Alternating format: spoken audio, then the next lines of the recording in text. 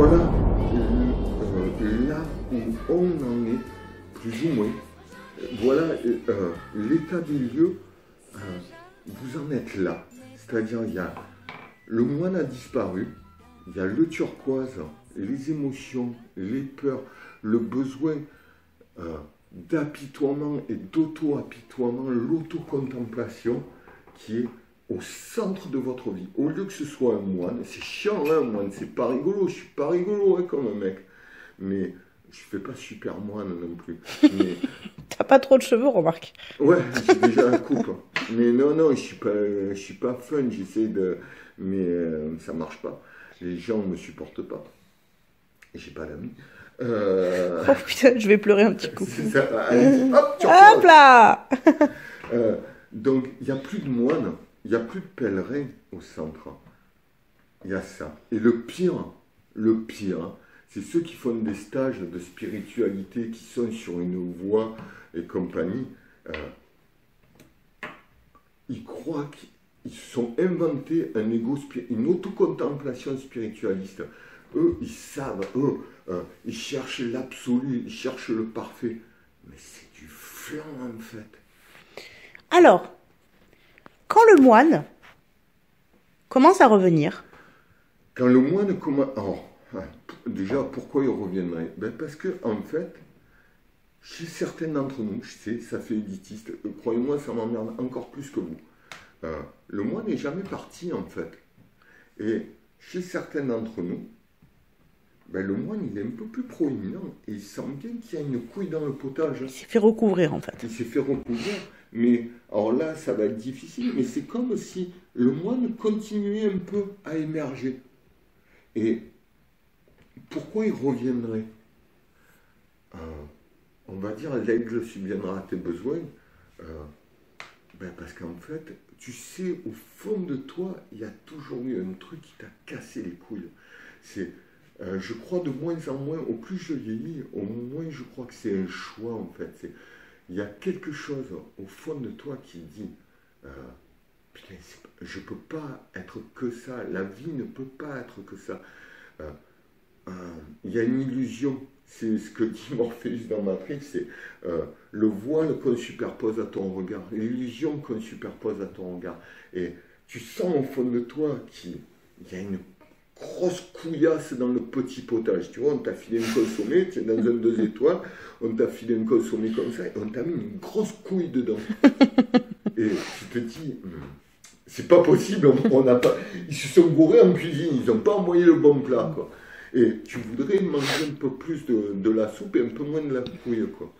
Donc, il y a quelque chose qui est quelque part plus fort que toi.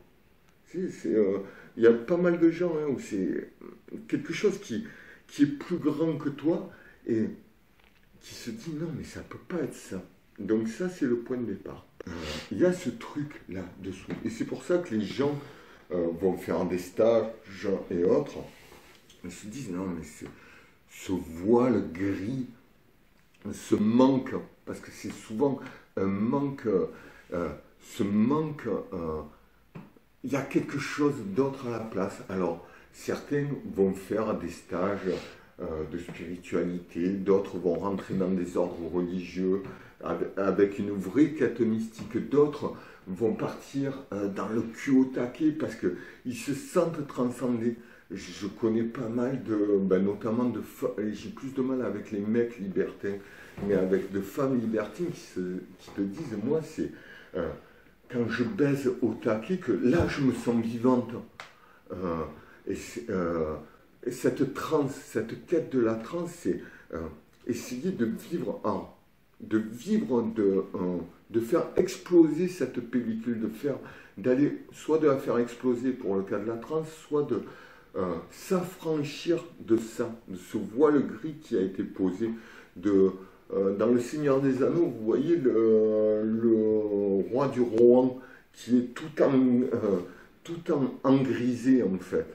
Et, avec donc, le conseiller qui lui susurre à l'oreille. Le conseiller qui lui susurre, le conseiller c'est lui qui lui susurre des trucs, et qui met ce voile de turquoise, ce voile. L'eau, c'est aussi la brume, c'est comme si on avançait on était à Londres au 19e siècle, où entre le brouillard de la Tamise les fumées des usines qui sont au nord de Londres, c'est Jack l'Éventreur. Et tu te dis, non, il y a un endroit, j'ai vu des cartes postales, il y a un endroit où il fait soleil, quoi. On me l'a dit. Les cartes postales, c'est les maîtres, les pseudo-éveillés, mes couilles et compagnie. Et puis, c'est au fond de soi, il y a quelque chose qui te dit, mais ça peut pas être que ça. Donc, t'essayes. Et le premier truc, je crois qu'on a tous commencé par là, c'est ça, c'est mal. Les émotions, c'est mal. Les désirs, c'est mal. Il faut l'éradiquer. La perfection, ben on a écouté les religieux, hein, c'est la perfection, c'est le pauvre, c'est léger, c'est transparent. Donc, caca, sale, le turquoise et l'écarlate, donc nos pulsions et compagnie, c'est le mal. On a foutu l'enfer on a foutu l'enfer sous terre et le paradis au ciel. Hein. Alors ça, c'est assez tardif dans l'histoire de la chrétienté. Hein. Au départ, tout le monde était sous terre, ils étaient très pragmatiques, ils foutaient les justes et les gentils et les salopards sous terre. Donc ils avaient fait des quartiers, quoi. Le paradis, c'était un à gauche, l'autre à droite. Mais après, pour simplifier dans la tête des gueux, on a dit le paradis c'est inatteignable, c'est en l'air, par contre la terre sur laquelle tu marches, ça c'est en dessous. C'est très pratique, c'est l'imagerie. Mais donc on a tous commencé par le turquoise c'est mal, donc soit je vais lisser mes émotions, soit je vais bloquer mes émotions, soit je vais avoir que des émotions qui sont moralement pures. Tout le fatras de conneries dans laquelle tu peux bosser pendant 20 ans, tu arrives. En fait, qu'est-ce qu'on a fait? On a voulu rigidifier, tenir le fleuve. Le problème, c'est que l'énergie, on vient de là. L'énergie, notre énergie, c'est un fluide. Essaye de mettre le Rhône dans des digues trop petites, ben il déborde. Il y a des crues où alors tu passes une énergie de dingo à cadrer ton putain de fleuve, quoi. Mais ça marche pas sur du long terme, ça ne marche pas, ça finit toujours par exploser et se déverser. Et puis c'est une partie de nous, c'est-à-dire qu'on veut éliminer une composante de nous. Et n'oublie, on veut éliminer le turquoise. Non, le turquoise, les émotions, elles ne sont pas problématiques, elles ne sont pas à leur place. Et c'est parce qu'elles ne sont pas à leur place qu'elles sont de l'autocontemplation et du ouin-ouin. C'est autocontemplation et apitoiement. Mais le seul problème, c'est que ce n'est pas à sa place. C'est Nelly Olson. Pour moi, ça, c'est Nelly Olson. C'est-à-dire que c'est les caprices, c'est... je veux une Charlotte aux fraises maintenant. Mais on est au mois de novembre, je m'en bats les couilles, je veux une Charlotte aux fraises. Et quand tu as la Charlotte aux fraises, ouais, ben en fait, je préfère la Charlotte au chocolat. Et on fait ça, observez-vous, vous faites ça. Donc, on a tous essayé ça, de l'éradiquer ou de le transformer, de le sculpter. C'est peine perdue. Le fleuve sort toujours de son lit à un moment donné ou à un autre. Par contre, ce que peut faire le moine, c'est juste lui émerger. Et on arrive au moment très désagréable où se juxtapose le moine, la détermination, la volonté inflexible et les émotions. Et c'est... on l'a tous dit, c'est « mais je veux pas faire ça » ou « je veux pas... mais j'ai choisi ». Et ouais, t'as choisi, mais le désagrément, l'émotion qui t'envahit te contamine et font que, hop, c'est quand même Nelly Olson qui continue à décider. Et en fait, c'est pas un combat du moine contre Nelly Olson, c'est le moine, comme un parent, il a à remettre son enfant à sa place, à faire ça. Et le crapaud, d'un coup, il se prend, la porte se referme devant lui. Parce que le crapaud ne peut pas être au centre. Il peut manipuler depuis la périphérie, les 4 marches, mais on prend celle-là parce que c'est la plus fréquente. Il peut manipuler depuis, mais il ne peut pas être le moine. Ou alors c'est de la zombification, ça c'est autre chose. Mais par contre, d'ici, il n'a pas besoin d'aller là, il a tout le pouvoir. Puisque en partant d'ici, il contamine les 3 autres. Puisque, rappelez-vous, l'énergie revient au centre et circule.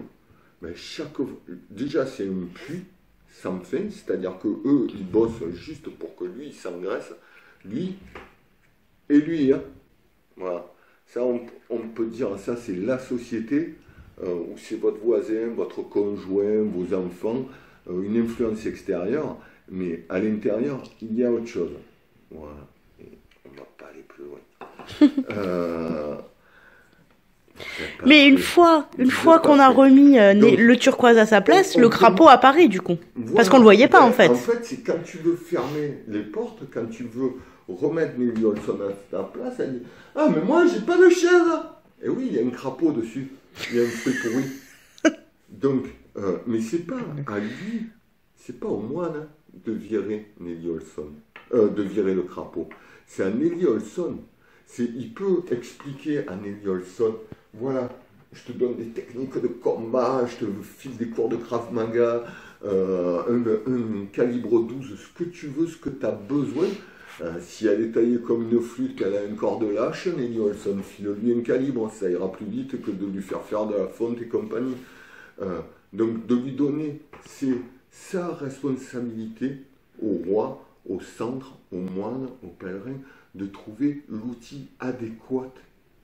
C'est pas de trouver l'outil qui l'arrange lui, c'est de trouver l'outil, la technique de combat pour Nelly Olson, pour Joe Dalton, ça va pas être la même chose.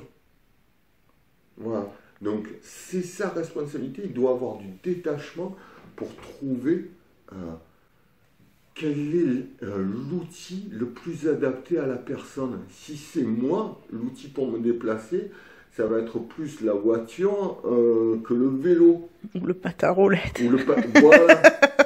C'est ça. À la limite, sur du ski, le truc où tu as les pieds fixés, là, le ski, pas le ski alpin, le ski de descente. C'est le ski alpin. Voilà, ça je peux en faire. Par contre, le ski de fond, j'ai essayé une fois. J'ai fait 2 mètres, la planche à roulettes. Voilà. Donc, Nelly Olson, là, et ça, c'est le moment où tu as vraiment l'impression, toute cette transition, où Nelly Olson revient à sa place et où tu dis à tes caprices, à tes envies, je m'en bats les couilles. Oui, mais je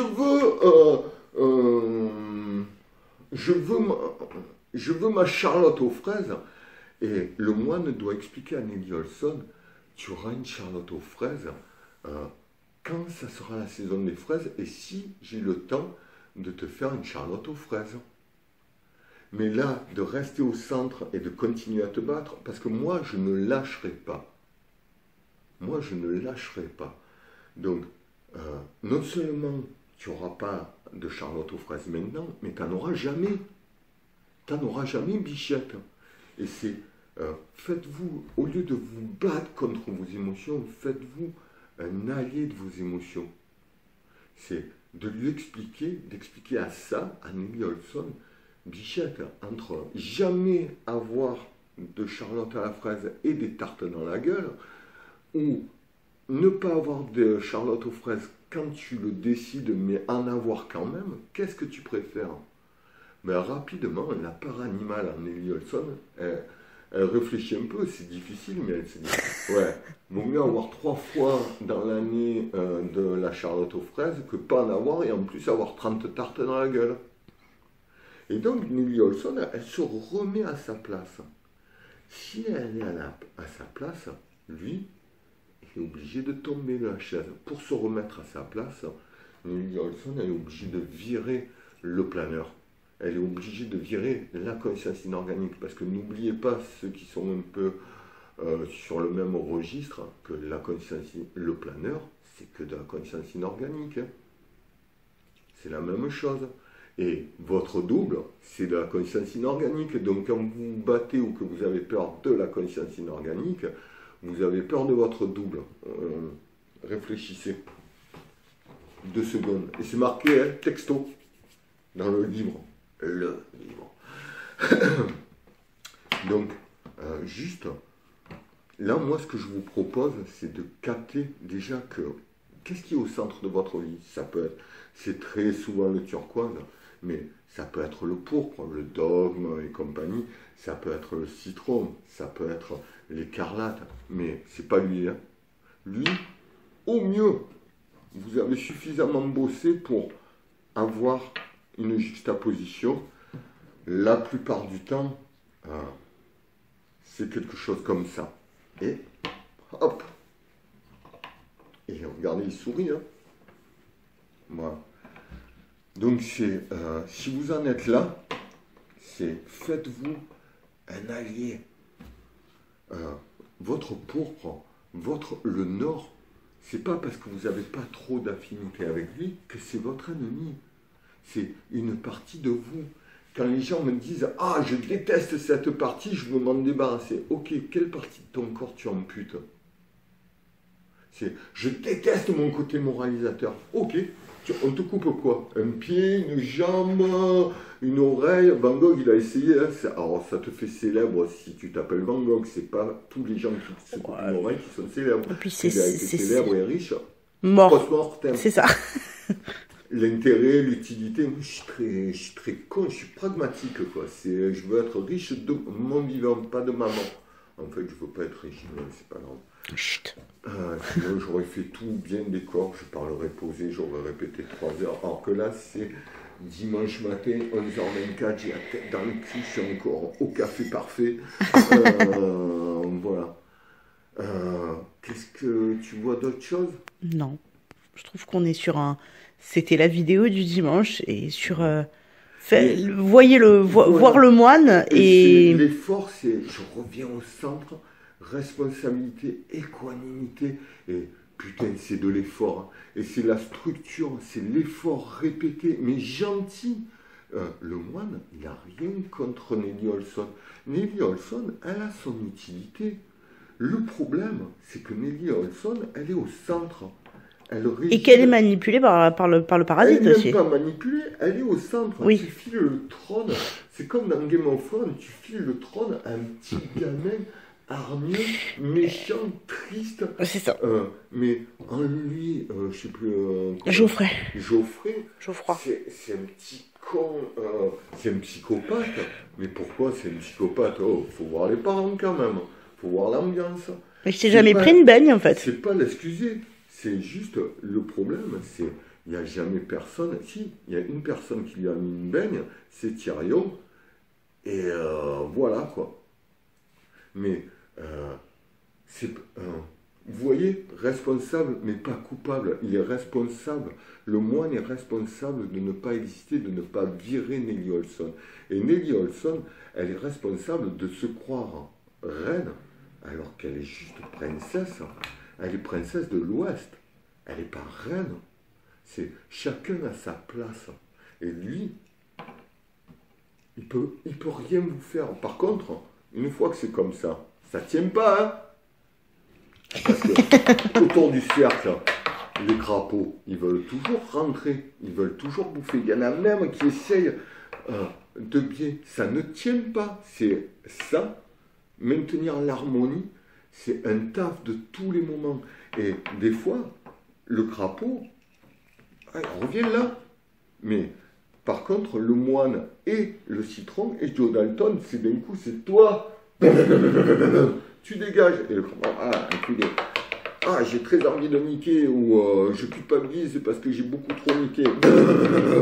Et chaque fois, jusqu'à ce que, je ne sais pas si à un moment il s'arrête, mais jusqu'à ce qu'il n'y ait plus de crapauds. Et quand il n'y a plus de crapauds, méfiez-vous encore plus. Par où ils vont arriver? Ça ne s'arrête jamais. Il faut bien que vous compreniez ça. La fin, c'est quand tu vois le cercueil. Voilà. La fin, le canapé, il existe quand c'est trop tard, quand tu es mort.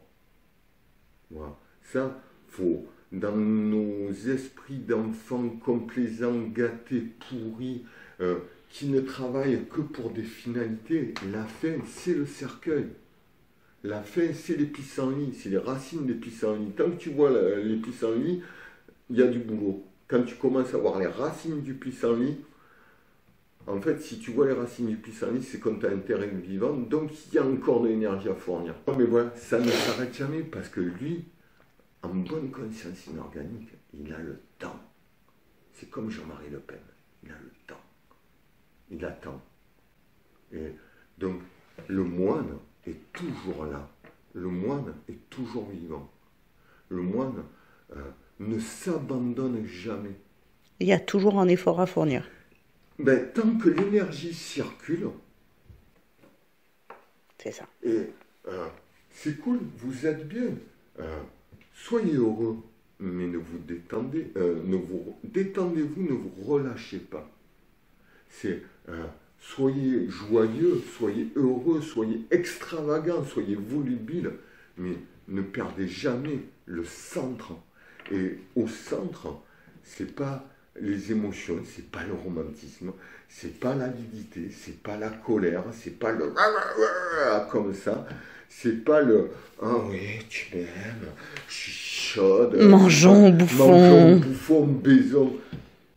C'est pas frères humains qui après nous disent oh non, non, non. Au centre, c'est un moine. Et un moine, c'est l'ensemble. Voilà.